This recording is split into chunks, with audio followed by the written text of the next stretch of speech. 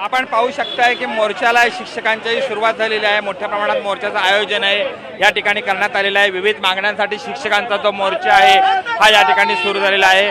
घोषणाबाजी देखील होत आहे। सरकारचं लक्ष वेधण्यासाठी या ठिकाणी हे आंदोलन जे आहे हे सुरू आहे। मोठ्या प्रमाणात हे आंदोलन आपल्याला पाहायला मिळत आहे। गव्हर्नमेंट रेस्ट हाऊस ते कलेक्टर कार्यालय इथपर्यंत हे आंदोलन जाणार आहे। मी त्याची बातचीत करणार आहे। कशा प्रकारे आंदोलन असणार आहे? या ठिकाणी महाराष्ट्र शासनाने जो शिक्षकांच्या वरती अन्याय करण्याचा प्रयत्न केलेला आहे 15 मार्च 2024 आणि 5 सप्टेंबर 2024 चा जो एक तुगलकी निर्णय शासनाने या शिक्षकांच्या वरती लादलेला आहे तो निर्णय रद्द करावा। त्याचबरोबर या ठिकाणी जी कंत्राटी भरती शिक्षण सेवक भरती आहे ते शिक्षण सेवक पद देखील रद्द करावं या मागणीसाठी हा मोर्चा या ठिकाणी आयोजित केलेला आहे।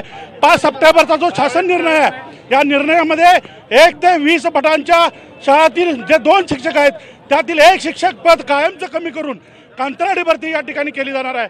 आमची मागणी एकच आहे की या 1 ते 20 पटापर्यंतच्या विद्यार्थ्यांच्या शाळेला कायमस्वरूपी 2 शिक्षक मिळाले पाहिजेत आणि जे कंत्राटी भरती तुम्ही करणार आहात या लोकांना देखील कायमस्वरूपी आपण सेवेमध्ये दाखल करून समान काम समान दाम या न्यायावरती त्यांना देखील आपण या ठिकाणी नेमणुका दिल्या पाहिजेत। यासाठी हजारो या ठिकाणी शिक्षक आमचे रस्त्यावरती उतरले आहेत। आज रत्नागिरीमध्ये मोर्चा असला तरी महाराष्ट्रातल्या संपूर्ण राज्यामध्ये जिल्हाधिकारी कार्यालयावरती हा मोर्चा या ठिकाणी आयोजित करण्यात आलेला आहे। म्हणून आमची मागणी शासनाला एकच आहे की या ठिकाणी जे शासन निर्णय आपण पारित केलेले आहेत हे तात्काळ आपण पाठीमागे घ्यावेत।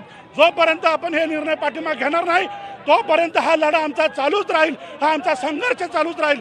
आणि जर निर्णय पाठीमागे नाही घेतले तर यापेक्षाही तीव्र आंदोलन शिक्षक संघटनेच्या वतीने या ठिकाणी किती जण सहभागी झालेले आहेत? या सगळ्या मोर्चामध्ये संपूर्ण राज्यभर सर्व संघटना याच्यामध्ये सामील झालेल्या आहेत आणि सर्व संघटनांच्या समन्वय समितीच्या वतीने हा मोर्चा राज्यातल्या प्रत्येक जिल्ह्यामध्ये कलेक्टर ऑफिसवर जाणार आहे।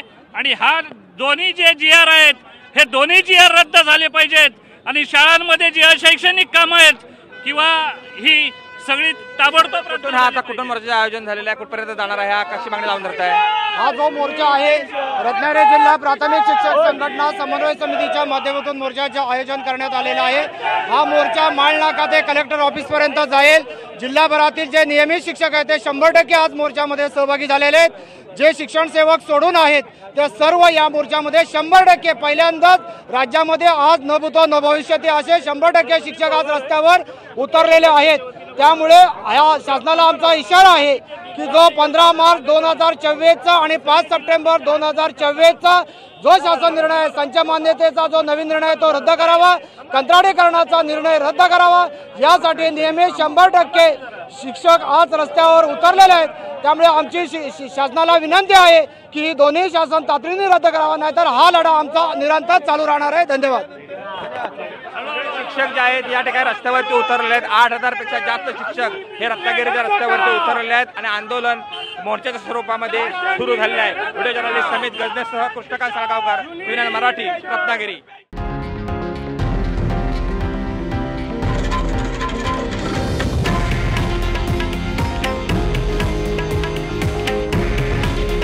हे आहे देशातील नंबर 1 न्यूज नेटवर्क आणि आपण पाहत आहात TV9 मराठी।